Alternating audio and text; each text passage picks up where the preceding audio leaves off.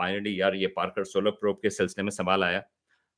तो बिल्कुल, इसी वजह से वो इसके सिलसिले में बहुत मोहतात थे कि किस तरीके से वो स्पेसक्राफ्ट को सूरज के करीब भेजें कि उसको नुकसान ना हो।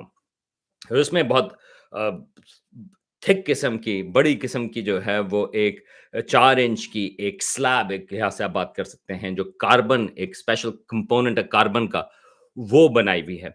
और वो ये जो पार्कर सोलर प्रोब है, वो उसके इंस्ट्रूमेंट्स को वो प्रोटेक्ट करती है। और अगेन इसके सिलसिले में एक कायनाती गपशप भी मौजूद है पार्कर सोलर प्रोब के सिलसिले में। तो ये जब स्पेसक्राफ्ट सूरज के करीब पहुँचता है, तो हमेशा ये जो उसकी शील्ड है, वो हमेशा उसके आगे होती है, ताकि वो इंस्ट्रूमेंट्स को उसके जो पीछे इंस्ट्रूमेंट्स हैं, उनको वो प्रोटेक्ट कर सके।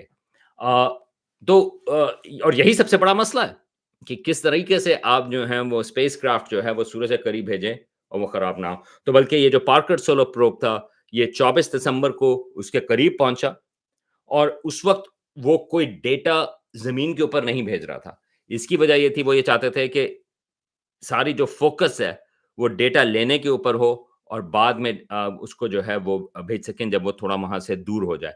और 27 दिसंबर को या 26 दिसंबर के आस-पास, पाकिस्तान में 27 दिसंबर थी, उस वक़्त उसने खाली ये बताया कि मैंने सर्वाइव कर लिया है। यानी कि उसने पिंग्स भेजी 4 कि मेरे इंस्ट्रूमेंट्स जो हैं वो ठीक हैं, और फिर अभी पहली जनवरी को उसने थोड़ा-सा और टेलीमेट्री डेटा भेजा कि उसके जो इंस्ट्रूमेंट्स वगैरह हैं वो सारे सही काम कर रहे हैं। अब जाके वो जो उसके मेन साइंस इंस्ट्रूमेंट्स हैं, वो डेटा भेज रहे हैं। तो इस महीने में कुछ और डेटा आएगा, बल्कि मेरा ख़्याल था कि मैं कायनाती गपशप जो है वो इसके सिलसिले में बनाऊँ, मगर मैं अब इंतज़ार कर रहा हूँ कि जब ये नया डेटा आ जाए, तो फिर मैं इसके सिलसिले में गपशप बनाऊँगा। लेकिन काफ़ी कम है, इसमें कमाल की बात है कि ये जो इंस्ट्रूमेंट्स हैं, उनको किस तरीके से बचा के रखा जा सके।